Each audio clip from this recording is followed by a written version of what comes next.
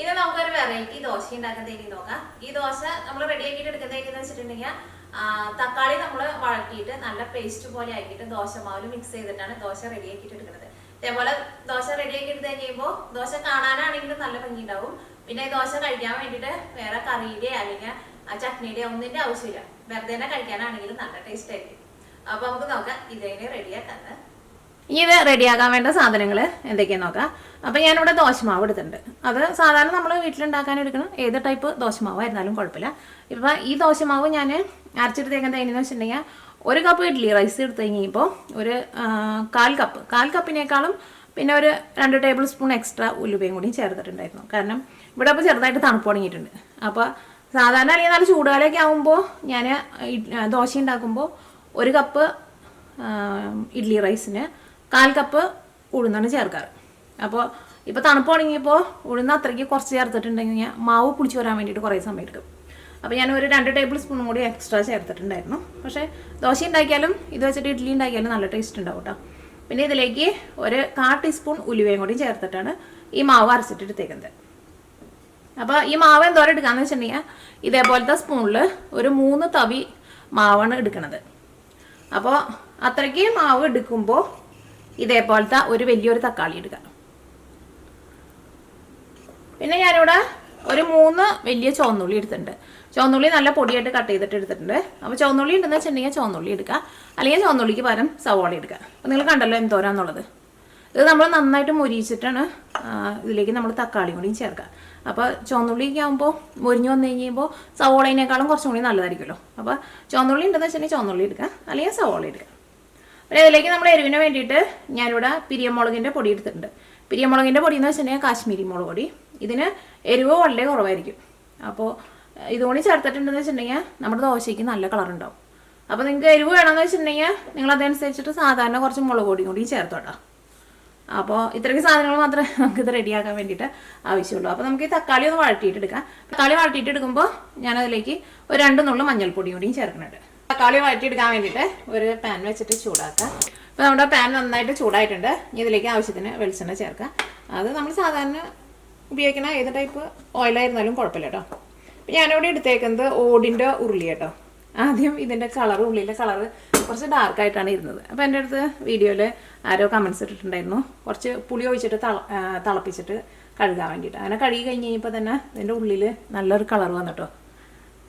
അല്ലെങ്കിൽ ഭയങ്കര കറുത്ത കളറായിട്ട് ഇരുന്നില്ല. ഇപ്പോൾ വെളിച്ചെണ്ണ നന്നായിട്ട് ചൂടായിട്ടുണ്ട്. ഇതിലേക്ക് ചുവന്നുള്ളി ചേർക്കാം.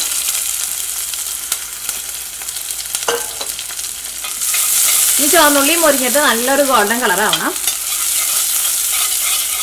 അപ്പോൾ സവോളയാണെങ്കിലും നിങ്ങൾ നല്ല പൊടിയായിട്ട് കട്ട് ചെയ്തിട്ട് എടുക്കണം കേട്ടോ. അപ്പോൾ പെട്ടെന്ന് നന്നായിട്ട് മുരിച്ചിട്ട് എടുക്കാൻ വേണ്ടിയിട്ട് പറ്റും. ചുവന്നുള്ളി മുരിഞ്ഞു തുടങ്ങിയിട്ടുണ്ട്. ഒന്നും കൂടി നന്നായിട്ടൊന്ന് മുരിഞ്ഞോട്ടെ. നന്നായിട്ട് മുരിച്ചിട്ട് ചേർക്കണം. അപ്പോൾ ദോശയ്ക്ക് നല്ല ടേസ്റ്റ് ആയിരിക്കും.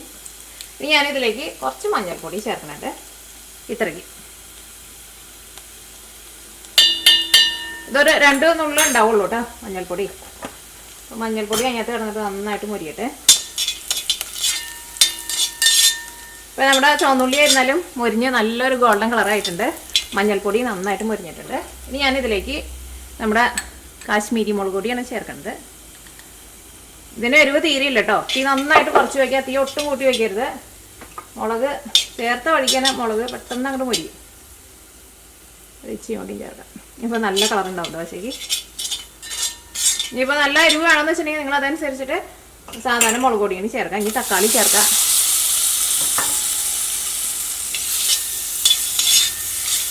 ഇതിലേക്ക് നമ്മൾ ഇഞ്ചിയോ വെളുത്തുള്ളിയോ ഒന്നും ചേർക്കണില്ല കേട്ടോ. ഇതിലേക്ക് ആവശ്യത്തിന് ഉപ്പ് ചേർക്കാം. ഉപ്പ് പിന്നെ നമ്മുടെ ദോശമാവിൽ ചേർത്തിട്ടുണ്ടെന്ന് വെച്ചിട്ടുണ്ടെങ്കിൽ അതനുസരിച്ചിട്ട് ചേർത്താൽ മതി. ഒരുപാട് ഉപ്പ് ചേർക്കണ്ട കേട്ടോ.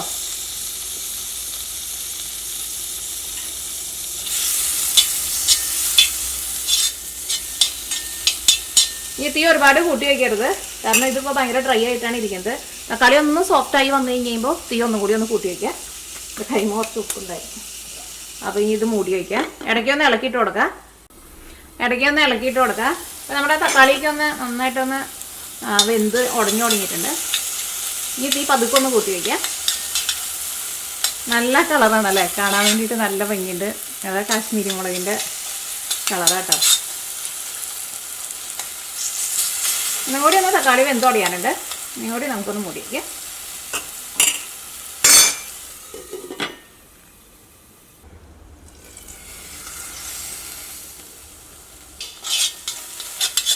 നമ്മുടെ തക്കാളി നന്നായിട്ട് വെന്ത് ഇതേപോലെ നന്നായിട്ട് വെന്ത് ഉടഞ്ഞിട്ടുണ്ട്. നമുക്ക് തീ ഓഫ് ചെയ്യാം.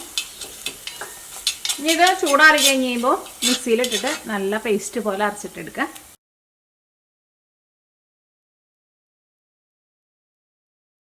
ഇനി ഇത് നല്ല പേസ്റ്റ് പോലെ അരച്ചെടുക്കുക. തക്കാളി നല്ല പേസ്റ്റ് പോലെ അരച്ചെടുത്തിട്ടുണ്ട്. ഇനി നമുക്ക് നമ്മുടെ ദോശമാവ് മിക്സ് ചെയ്യാം. അതിന് വേണ്ടിയിട്ട് ഒരു പാത്രം എടുക്കുക.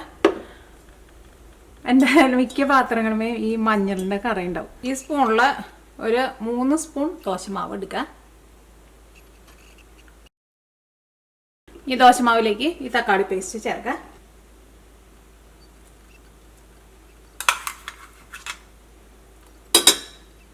അപ്പം ഞാനിവിടെ വെള്ളം ചേർക്കണ്ട കേട്ടോ, ഈ തക്കാളി അരച്ചിട്ടെടുത്തത്.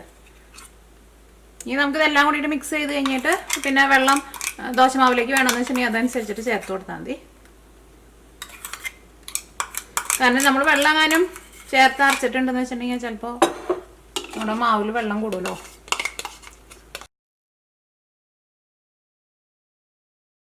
എല്ലാം കൂടിയിട്ട് നന്നായിട്ട് മിക്സ് ചെയ്യാം.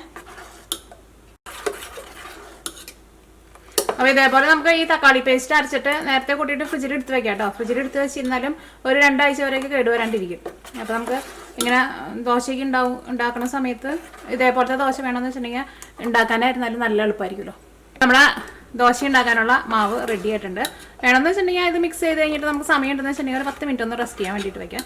എന്ത് സാധനം നമ്മൾ മിക്സ് ചെയ്തിട്ടുണ്ടെങ്കിൽ ഒന്ന് റെസ്റ്റ് ചെയ്യാൻ വേണ്ടിയിട്ട് വെക്കുന്നത് നല്ലതാണ്. ഇനി ഇത് വെച്ചിട്ട് നമുക്ക് ദോശ റെഡി ആക്കിയിട്ടെടുക്കാം.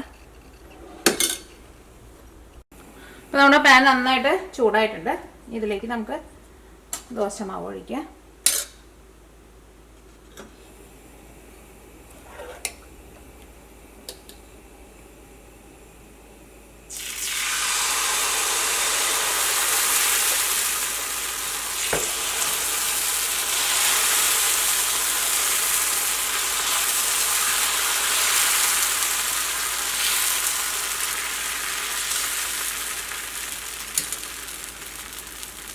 ഈ ദോശ നന്നായിട്ട് മൊരിഞ്ഞ് വരാൻ വേണ്ടിയിട്ട് കുറച്ച് ഓയിലൊന്ന് ഒഴിച്ചു കൊടുക്കുക.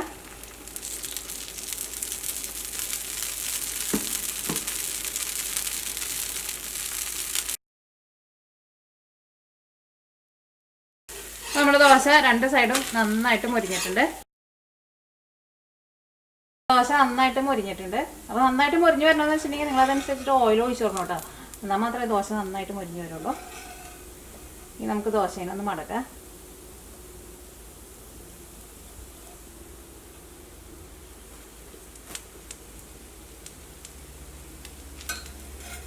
ദോശേനെ ഒന്നും കൂടി ഒന്ന് തിരിച്ചിട്ടെ.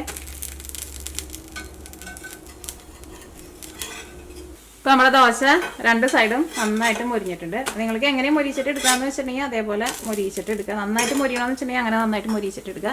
ഈ പാത്രയ്ക്ക് അധികം മൊരിയണ്ടെന്ന് വെച്ചിട്ടുണ്ടെങ്കിൽ അധികം മൊരിക്കാണ്ട് എടുക്കുക. അപ്പോൾ ഇനി ബാക്കിയുള്ള ദോശയും നമുക്ക് ഇതേപോലെ തന്നെ റെഡിയാക്കിയിട്ട് എടുക്കുക.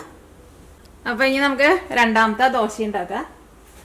ഈ ദോശച്ചട്ടിയിലായിരുന്നാലും ഓയിൽ കൂടുതലെങ്ങാനും ഉണ്ടെന്ന് വെച്ചിട്ടുണ്ടെങ്കിൽ ചിലപ്പോൾ നമ്മളിത് അങ്ങോട്ട് റൗണ്ട് ആക്കണ സമയത്ത് ചിലപ്പോൾ അങ്ങനെ മാവ് പാനുമേന്ന് പിടിക്കാണ്ട് ഇങ്ങനെ വിട്ട് പോരും.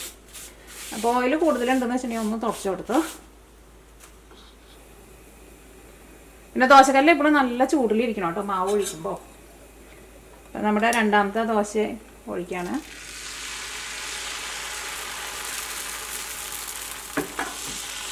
ഇപ്പോൾ രണ്ടാമത്തെ ദോശ ഉണ്ടാക്കുമ്പോൾ കുറച്ചും കൂടി നന്നായിട്ട് വരും. കാരണം നമ്മൾ ദോശക്കല്ലിലേക്ക് ആദ്യത്തെ മാവ് ഒഴിക്കുമ്പോൾ മിക്കപ്പോഴും ദോശ അത്രയ്ക്ക് നന്നായിട്ട് വരില്ല. നമുക്ക് നമ്മുടെ രണ്ടാമത്തെ ദോശേനെ നോക്കി നോക്കാം.